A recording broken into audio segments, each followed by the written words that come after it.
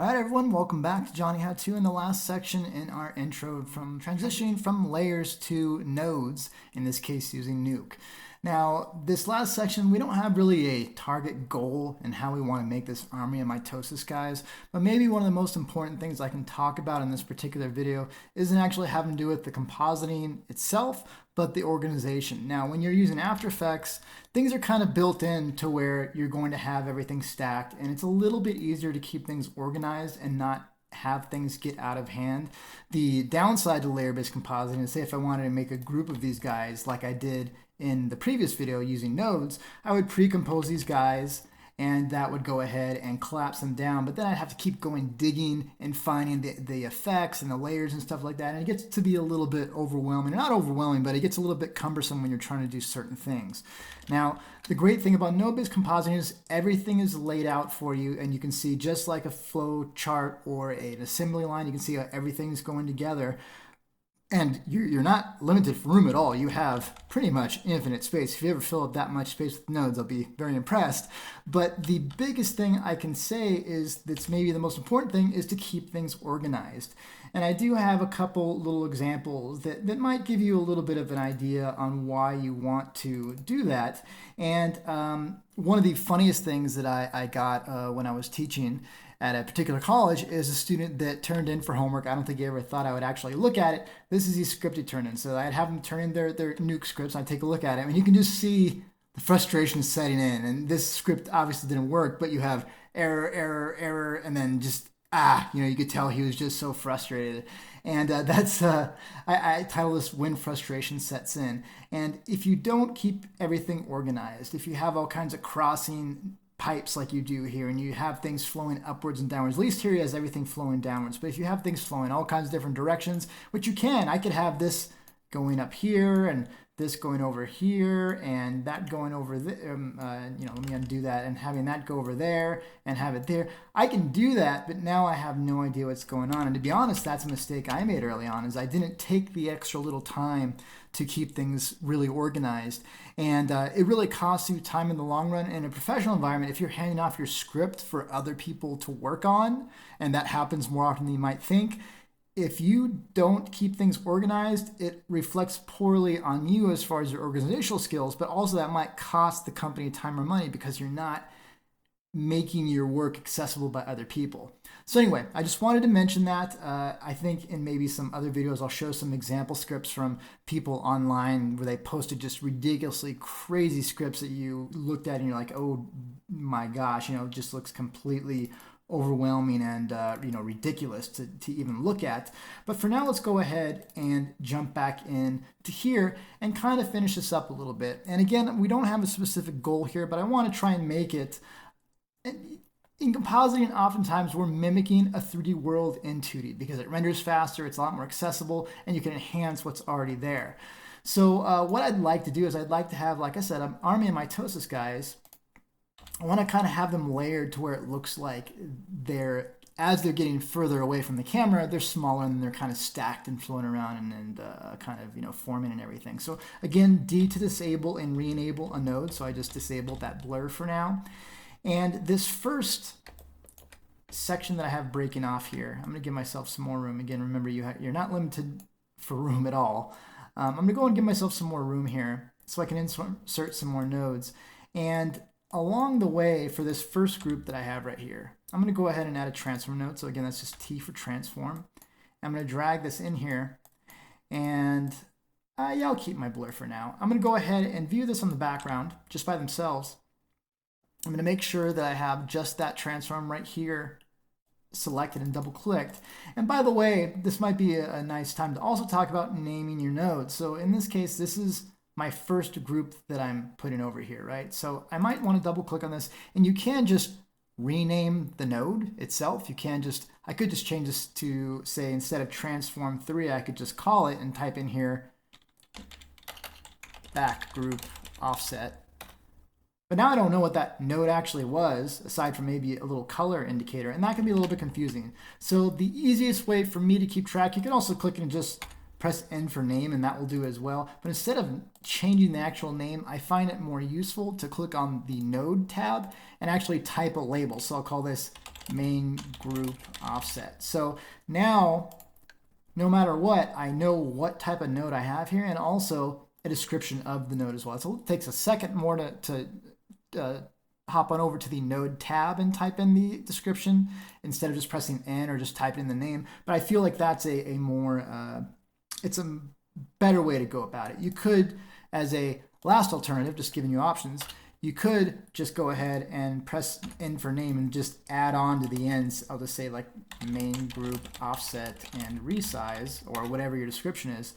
But again, I find it harder to read this all in one line. So I've just been in the habit, again, it's up to your personal preference on how you want to do this. So I'm just calling main, or I'll just call it background group, offset, and size. And that might be a longer description than usual, but remember, if you're the one who's going to be looking at this, or someone else is going to be opening this that you're working with, or you're passing it off to someone, then they might not even be in the same building as you. It's nice to name these things so people can read it. And if you come back to it a month later, 2 weeks later, a day later, you can easily know what you were working on. So with that being said, I'm going to go ahead and double click on these guys. I'm going to click back over to the transform tab so I get the on-screen controls back. I'm going to go ahead and scale these guys up. Now I could use the on-screen controls like I've showed so far, but let's talk about some other ways. So in the scale dialog, I can always use the sliders. But one thing I do like about Nuke is whatever digit you hover in front of is what's going to be adjusted. So I'm hovering to the left of the whole number 1. If I press up on the keyboard, now it's 2, now it's 3. The same holds true if I'm to the right of this. Now if I, to the right of that integer, I press up, now I'm in the tenths column. So 1/10, 2/10. So I'm going ahead and scaling that up at a much smaller rate. If I wanted to have it even smaller, I can go to the right with the arrow key, and even go slower. And you can hold these down and get really nice, precise controls. And this goes for any of the controls, whether it's translate, rotation, scale, or any other property inside of Nuke. So that's a really useful thing to know about the keyboards. And you can also use the mouse wheel, but the keyboard can be nice in certain cases as well. So since these guys are in the background, I'm going to go on and scale these guys down and maybe place these guys back here. And instead of taking this last group that's kind of more in the foreground here, I'm going to go on and drag these guys down. And I'm going to go ahead and make a bunch of these guys back here. So again, instead of having to keep duplicating or pre-composing and getting things really deep inside of the, like a pre-compositions inside of After Effects, I can just go ahead and, okay, well, I have these guys already at the general size I want. I'm just going to delete this blur for now, just select and press delete. I'm going to go ahead and add another transform.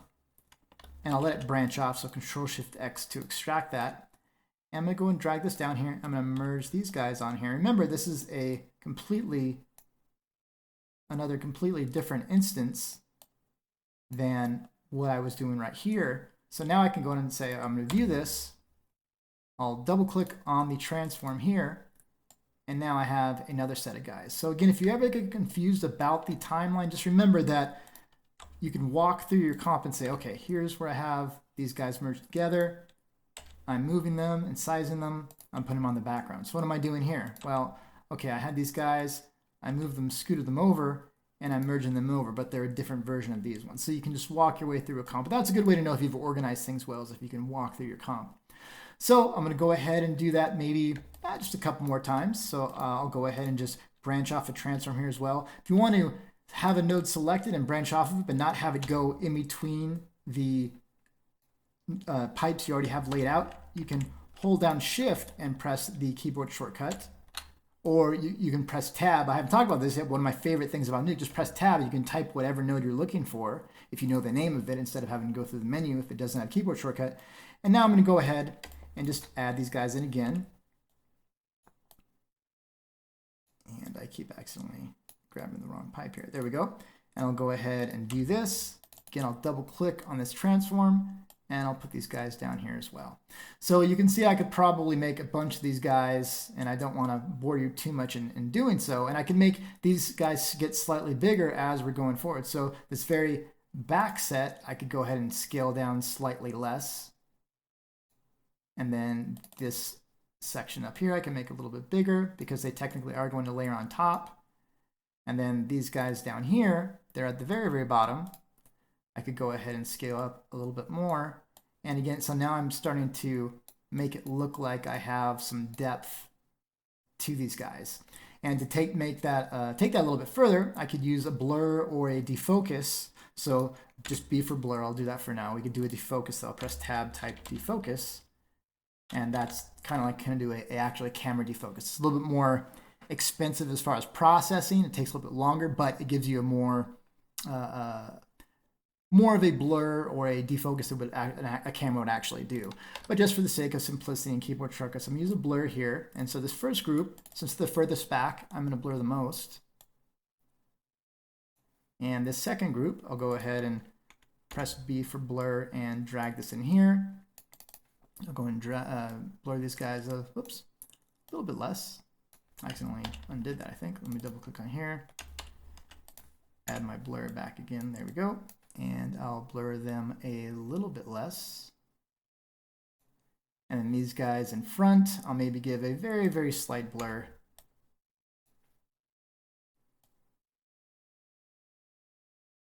There we go. And then last but not least, I'll go ahead and have my foreground guys here. And I'll go ahead and transform these guys and just put these right in the foreground. I'll make them nice and large as far as their sizing. And they all are kind of in the same pattern right now, but if you have them layered enough, you don't really notice all that much. And I'll maybe put these guys in the upper left foreground, and I'll make one more version of these guys. We'll just do a transform off of these guys, and I'll merge them. And for merge, with that selected, I'll merge them on here, make sure I'm doing this. And I'll just transform this last group down to the lower left. And the last little section I'm going to do here, so if I play this back, I'm going to close these guys out so I don't have these on-screen controls. I'll go ahead and press spacebar to make this full screen, and I'll press H to fit vertically. I'll go and play this back, and working okay, but they're all in perfect sync. Now, if we're doing some swarm brainer, mass thing that they're all synced up, and that's great. But if I wanted them to seem like they're split into different spots, well, you could do that individually. But let's go and do it by group. So I'll do the far background group, the middle background. I'll just kind of keep each group. I'll separate a little bit. And the node we're going to use for this is a time offset. So you can go through the time menu here and do time offset. But if you know what you're looking for, I'm going to go ahead and just select, press tab in the node graph and type time offset. And this lets you shift your footage to earlier in time on the timeline. So say it started at frame 1, but I wanted it to start at frame -10. So it's starting before the actual compositing starts. I can type in a negative number here. If I want it to start later in time, I type a positive number. This can be a little bit confusing because you're doing things by numbers instead of doing things by the actual timeline like in After Effects. But you can do that inside of Nuke as well. They added in a good number of versions back. But that's what the number is. It's actually going to numerically let you shift it to the left or right. And you can reverse your actual footage as well, which is kind of a nice if you wanted to go in reverse. So if you want them to merge into one instead of merge apart, you could do that. So for this first group, I'm going to go ahead and just simplify my comp just by viewing this first group here. If I go ahead and do a time offset here, I'm just going to drag this into my group. And some nodes, it doesn't matter where you put them. Some nodes it most definitely does. So in this case, since I'm time offsetting just this one branch of guys, it doesn't really matter whether I have the time offset after the transform or before the blur or after the blur, but it does matter if I put it up here or here. So remember, if it's in this branch right here, it's only affecting these guys right here. Say if I was to put it here, it's going to affect all of these branches downstream from it. So these guys would be offset and these guys would be offset. And if I, for instance, was to put it here, it would not affect this branch of these guys, but it would affect all the ones below it. So where I put the time offset does matter, but before or after the blur in this case, it doesn't matter. So I'm going to go and just put it after the blur. So I can remind myself right here is when I'm going to time offset these guys. And I'll go and double click. And so if I want these two guys maybe to start, right now we'll see they really start to split about this frame right here, about frame 20. So maybe I want them to start 5 frames later. I'll go ahead and just type a +5 in there. And now you can see they shouldn't start really splitting until I get to frame 25, because I've basically halted their progression until then. I've shifted it over. And if you're having a hard time visualizing this numerically, or visualizing this because it's only numerically, we have the dope sheet right here. When I click on this, whatever nodes I have active in the properties panel over here will show up here. And you can see I've actually shifted this from 0 to 5. So if I put back in 0, you can see I actually shifted it back to 0. If I type 5 or 10, you can see it's doing the exact same thing as if I was back in After Effects. This wasn't always a Nuke, but it's been there for a long time. So if you're more comfortable doing things visually, by all means, go ahead and use that. And this is a good way for you, especially if you have a number of things, to see how they're all stacking together. So I'm going to go ahead and just copy and paste this time offset, not for any super important reason, but I'm just going to go ahead and insert this one in here. Instead of 5, I'll go ahead and do 7. I'm not going to have them do too overly large, just because the animation is not that long to begin with.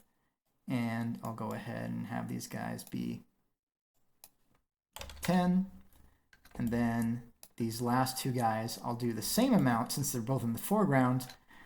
And I'll go and copy and paste this. And since I want this to affect both this branch and this branch, meaning my last two foreground guys that I have in the upper left, the screen upper left and the screen lower right, I can plug this in here and it's going to affect both of these guys at the same time, and only having to use one node. So I'm going to go ahead and just say I'll have these guys go last. I'll just shift it 20. So if I play this back one by one, these guys are starting slightly later. These guys are starting a little bit after that. And then these guys are starting.